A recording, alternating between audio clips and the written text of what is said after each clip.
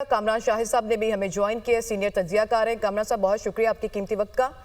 अभी जो सजा हो गई है मानी पीटीआई को और मैक्सिमम 14 साल की सजा हुई है, कैसे कमेंट करेंगे इस पे?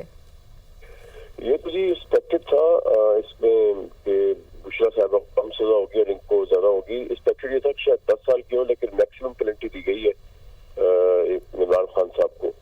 इसमें जो सबसे ज्यादा इम्पोर्टेंट पॉइंट था जो मीडिया में हाईलाइट नहीं हुआ वो था अल-कादिर ट्रस्ट जो है या अल-कादिर यूनिवर्सिटी। तो वो बड़ा इंटरेस्टिंग था कि उसको सरकारी तहवीम दे दिया गया।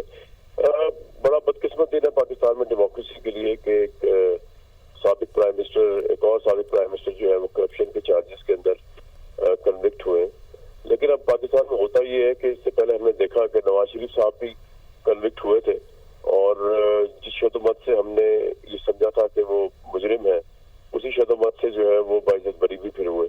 अब देखना ये कि फैसले की डिटेल्स भी हमारे सामने नहीं है कि इसमें कोई लॉयर कमेंट कर सके या हम खुद तजिया कर सकें। जब आएगा तो ये भी चलेगा पता कि किन मेरिट्स के ऊपर जो है ये फैसला दिया गया है।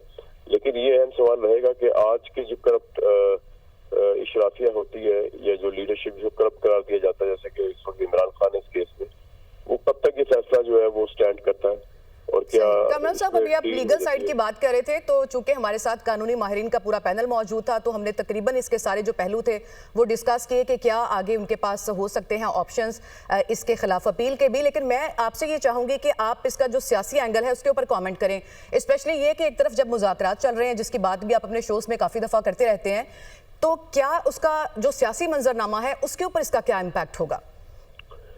एक्चुअली तो इस केस के फैसले से पहले ही तहरीक इंसाफ ने भी कह दिया था कि इस फैसले से कोई फर्क ही पड़ेगा मुज़ाकरात पे, और हुकूमत ने भी ये कहा हुआ था।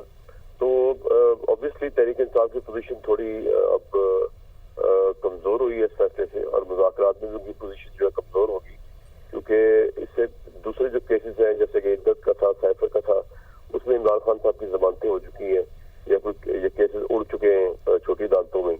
तो ये केस जो है ये एक बहुत बड़ा केस, और इसमें जो बाकी केसेस थे उनके अंदर तो फिर भी आपकी इतनी नेक नामी को नहीं लगा, झटका लग सकता था वर्ल्ड वाइड भी।